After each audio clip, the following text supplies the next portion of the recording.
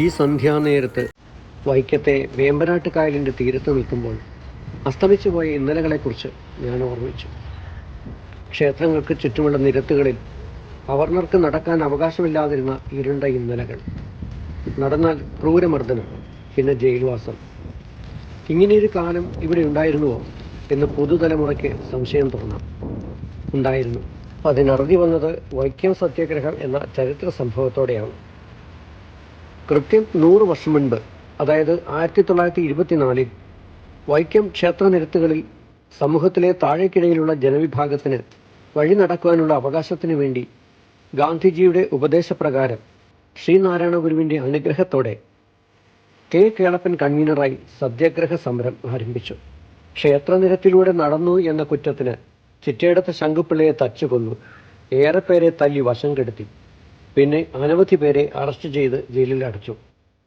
സമരഭടന്മാരായിരുന്ന ആമച്ചാഴി തേവനെയും രാമൻ ഇളയതിനെയും പിടിച്ചുകെട്ടി കണ്ണിൽ ചുണ്ണാമ്പെഴുതി അവരുടെ കാഴ്ച പോയി. 604 ദിവസം നീണ്ടുനിന്ന ആ ധർമ്മസമരത്തിൽ സത്യാഗ്രഹികൾ അനുഭവിച്ച ക്രൂരതകൾ പറയാതിരിക്കുന്നതാവും നല്ലത്. വാസ്തുശില്പ ഭംഗി വിളിച്ചോതുന്ന വൈക്കം ക്ഷേത്രത്തെ കേന്ദ്രീകരിച്ചാണ് വൈക്കം സത്യാഗ്രഹം നടന്നത്. ഇതായിരുന്നു അയിത്താചാരത്തിനെതിരെ ഇന്ത്യയിൽ നടന്ന ആദ്യത്തെ സമരം. വൈക്കം ക്ഷേത്രത്തിൻ്റെ പടിഞ്ഞാറ് നടയിൽ അല്പം അകലെയായി അന്ധകാരത്തോട് എന്നൊരു നീർച്ചാലുണ്ട്. അവിടെയായിരുന്നു തീണ്ടൽ പലക വച്ചിരുന്നത്. അതിനപ്പുറം കടക്കാൻ അവർണർക്ക് അനുവാദമുണ്ടായിരുന്നില്ല. 1924 മാർച്ച് 30 സത്യാഗ്രഹം ആരംഭിച്ചു.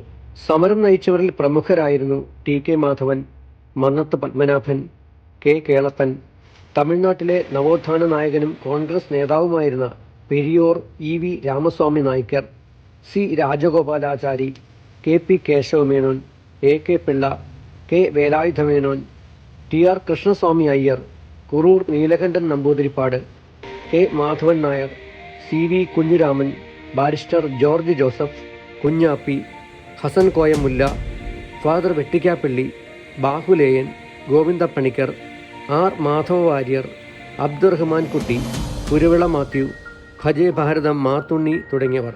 സി ആർ ദാസും വിനോബ ഭാവെയും സ്വാമി ശ്രദ്ധാനന്ദയും വൈക്കത്തെത്തിയിരുന്നു. ടി.കെ. മാധവൻ തിരുനെൽവേലിയിൽ പോയി ഗാന്ധിജിയെ കാര്യങ്ങൾ ബോധ്യപ്പെടുത്തി.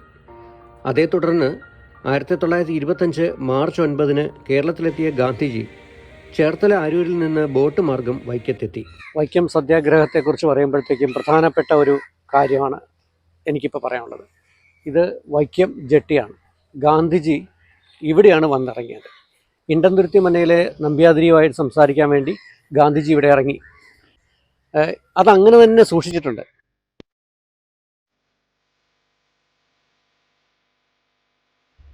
തൊട്ടടുത്തായി പുതിയ ബോട്ട് ജെട്ടിയുണ്ട്. ഇന്ത്യയിലെ ആദ്യത്തെ സോളാർ ബോട്ട് സർവീസ് നടത്തുന്നത് ഇവിടെയാണ്. ഇവിടെ നിന്നും ചേർത്തലയിലെ തവണക്കടവിലേക്ക് ബോട്ടുകളും വാഹനങ്ങളും അക്കരെ കടത്താനുള്ള ജങ്കറുകളും സർവീസ് നടത്തുന്നു. നമുക്കിനി ഇണ്ടന്തുരുത്തി മനയിലേക്ക് പോകാം. പിന്നെ വൈക്കം സത്യാഗ്രഹവുമായിട്ട് ബന്ധപ്പെട്ട് ഗാന്ധി പരിവാര സമേതം മനയിൽ വരികയുണ്ട്.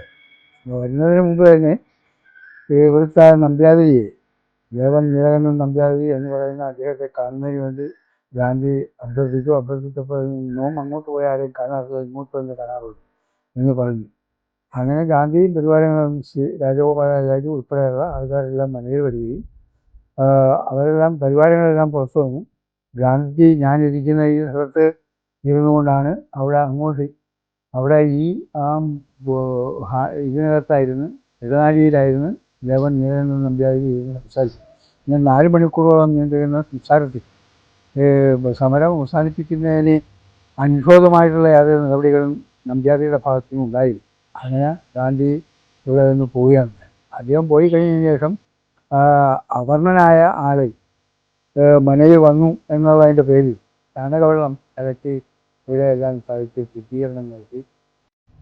ഹിന്ദു തത്വങ്ങളെയും പ്രമാണങ്ങളെയും പാരമ്പര്യത്തെയും സമകാലിക സാമൂഹ്യ അവസ്ഥകളെയും അടിസ്ഥാനമാക്കി ഗാന്ധിജിയും നമ്പ്യാതിരിയും തമ്മിൽ ഉജ്ജ്വലമായൊരു സംവാദത്തിനാണ് അന്ന് അവിടെ കൂടിയിരുന്നവർ സാക്ഷ്യം വഹിച്ചത്. പക്ഷേ അന്ന് തീരെ വഴങ്ങാതിരുന്ന നമ്പ്യാതിരിക്ക് ക്ഷേത്രനിരത്തുകളിലൂടെ താൻ വിലക്കിയ ജനങ്ങൾ നടക്കുന്നത് കാണേണ്ടി വന്നു. സ്വന്തം മനക്ഷയിച്ച് വിൽക്കേണ്ട അവസ്ഥയും വന്നു. ഇന്ന് വൈക്കത്തെ ചെത്തു തൊഴിലാളി യൂണിയൻ ഓഫീസ് പ്രവർത്തിക്കുന്നത് ഇവിടെയാണ്. ഗാന്ധിജിയുടെ നിർദ്ദേശാനുസരണം മന്നത്ത് പത്മനാഭൻ, AK പിള്ള, ചങ്ങനാശ്ശേരി പരമേശ്വരൻ പിള്ള എന്നിവരുടെ നേതൃത്വത്തിൽ വൈക്കത്ത് നിന്ന് തിരുവനന്തപുരത്തേക്ക് സവർണ ജാഥ നയിച്ചു. റീജൻ മഹാറാണിക്ക് ഭീമഹർജി സമർപ്പിച്ചു. ഒടുവിൽ സർക്കാർ വഴങ്ങി. 1925 ഏപ്രിൽ 7 വൈക്കത്തെ വേലികളും തീണ്ടൽ പലകയും പൊളിച്ചു മാറ്റി. ക്ഷേത്രനിരത്തുകൾ തുറന്നുകൊടുത്തു. അങ്ങനെ 1925 നവംബർ 23 വൈക്കം സത്യാഗ്രഹം അവസാനിപ്പിച്ചു. 1924 ശേഷം കേരളത്തിൽ നടന്ന നിരവധി സമരങ്ങളുടെ ഊർജ്ജ സ്രോതസ്സായി വൈക്കം സത്യാഗ്രഹം മാറി എന്നത് എടുത്തു പറയേണ്ടതാണ്. അതിൻ്റെയൊക്കെ ഫലമായാണ് തിരുവിതാംകൂർ മഹാരാജാവ് ശ്രീ ചിത്തിര തിരുനാൾ 1936 നാനാജാതി മതസ്ഥർക്കും ക്ഷേത്രത്തിൽ പ്രവേശിക്കുവാൻ കഴിയുന്ന ക്ഷേത്രപ്രവേശന വിളംബരം പുറപ്പെടുവിച്ചത്.